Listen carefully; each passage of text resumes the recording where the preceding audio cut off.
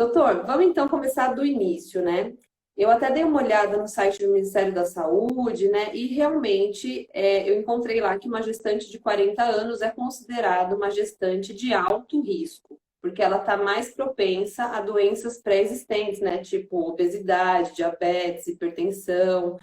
E aí eu queria entender, isso é um fato hoje em dia no Brasil? Isso tem números que mostram que isso acontece mesmo mais com a mulher de 40 anos? Quais, afinal, são esses riscos? Queria entender um pouquinho melhor.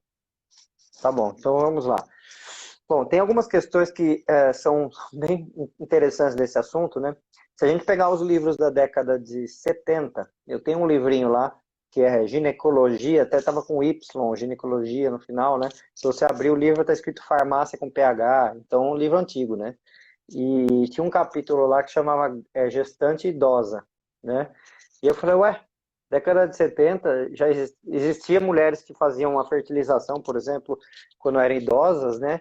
E tinha esse nome, né? Porque para mim gestante idosa é acima dos 60 anos, né? E na década de 60, né? 70, aí eu fui ver que a classificação naquela época colocava as mulheres de 35 anos como grávidas idosas, né? Aí tipo, né? Como assim, né? E aí a gente sabe que isso caiu bastante, apesar de a gente saber que tem algumas diferenças na faixa etária acima de 35 anos, mas que não são tão assim grandes quanto se imaginava no passado, né? Antes realmente a pessoa era colocada numa redoma de vidro e do tipo ninguém toca, ninguém rela nessa pessoa que ela vai quebrar porque ela é grávida acima dos 35, né?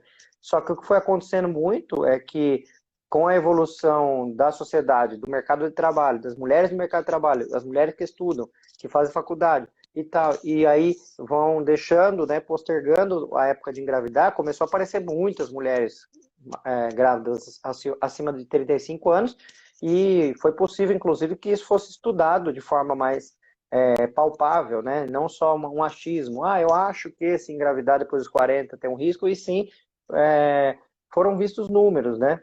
E esses números, Uhum. eles importam, porque os números que embasam a evidência científica para a gente conseguir concluir alguma coisa, né? Só que tem maneiras e maneiras de olhar para esses números e maneiras de falar esses números. Eu vou dar um exemplo, tá? Se eu falar da seguinte forma, mulheres que ficam grávidas acima de 40 anos triplicam a sua chance de ter bebê com síndrome de Down. Esse é um jeito de eu falar, tá? Só que a mesma coisa eu posso dizer o seguinte, mulheres abaixo de 40 anos têm um índice de 1 a cada 1.000 tem um bebê síndrome de Down. Acima de 40 anos, 3 a cada 1.000 tem síndrome de Down, portanto, há uma chance triplicada de ter um bebê síndrome de Down, que ainda assim é muito baixa perante a chance de não ter um bebê síndrome de Down. Então, a questão, a maneira de falar importa bastante, mesmo você olhando para os números, né? Porque uma coisa é você falar triplica, a Sem outra dúvida. coisa é você falar, tá, triplica, mas vamos ver o quanto que é esse triplica.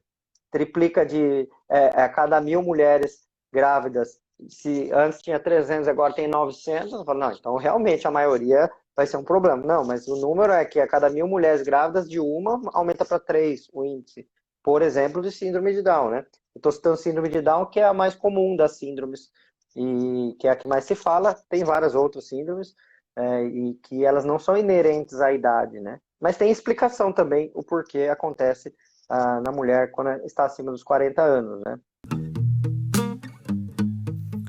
No dia que eu descobri